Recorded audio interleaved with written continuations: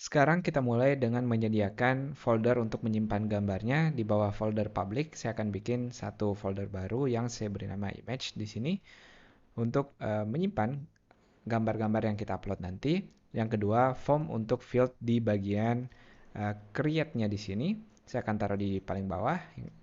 Di sini saya nggak akan bikin komponen lagi karena itu udah di luar scope pelajaran kita. Di sini saya akan bikin namanya lebih mudah yaitu thumbnail seperti ini. Misalnya upload thumbnail. Ini adalah kelas Bootstrap yang saya copy paste dari dokumentasinya. Dan satu hal yang perlu teman-teman perhatikan ketika mau mengupload file di bagian form di HTML, kita harus menggunakan eng-tab-nya, multipath,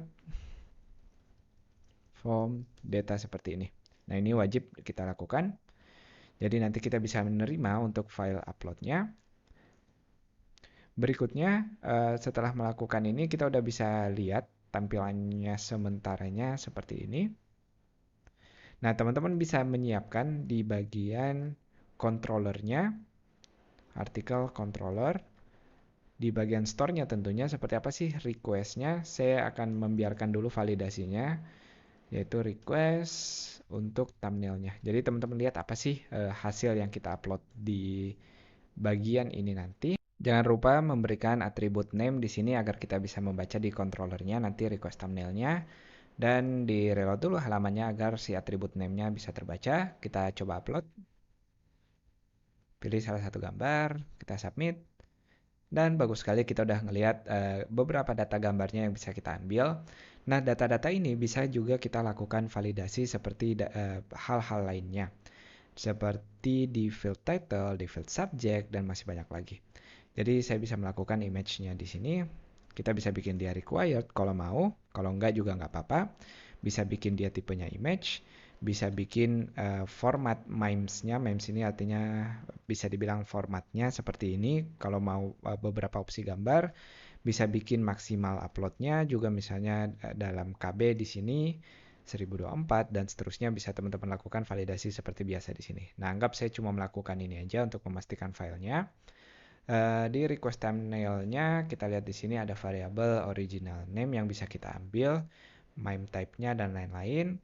Untuk menguploadnya sendiri yang perlu kita lakukan sebenarnya seperti ini request lalu mengambil namanya itu thumbnail-nya.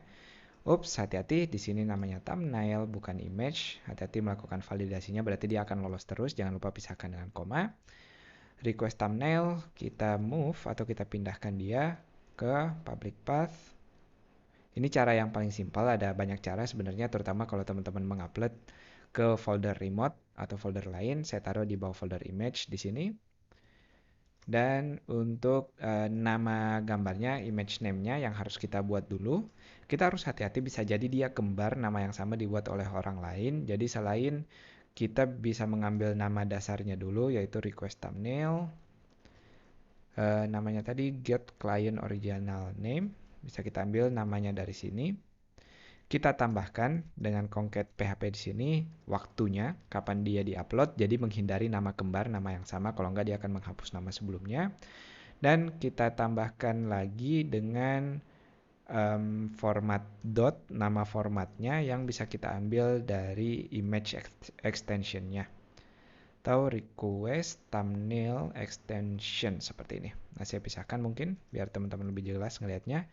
Jadi kalau dia mengupload namanya misalnya seperti tadi headspace, lalu akan memberikan format waktu, lalu .jpg, PNG atau seterusnya, tergantung extension yang kita punya. Nah, ini kalau semuanya berjalan lancar, kita udah bisa ngelihat nama foldernya nanti di sana.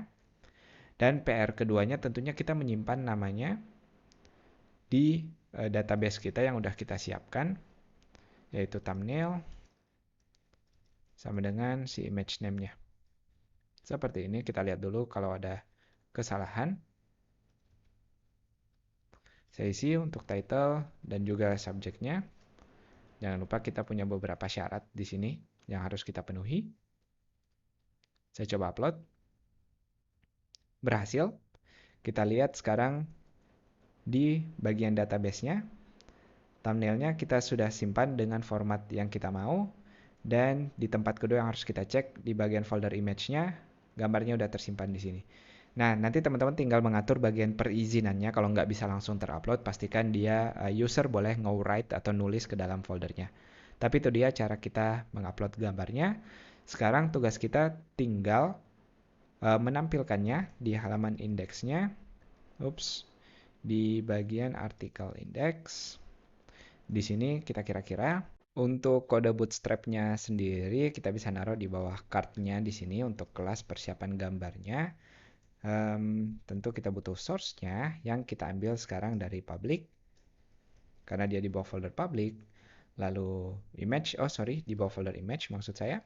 Dan kita bisa menyelipkan nama yang udah kita simpan di database. Itu dia keperluan kita menyimpan nama filenya aja di database-nya, yaitu artikel thumbnail. Nah, tentu nanti ada beberapa data yang kosong thumbnailnya. Kalau teman-teman punya data-data sebelumnya, teman-teman perlu bisa melakukan if else di situ kalau gambarnya nggak ada mau melakukan apa. Tapi ini dia cara paling simple untuk menampilkan dan mengupload gambar di Laravel.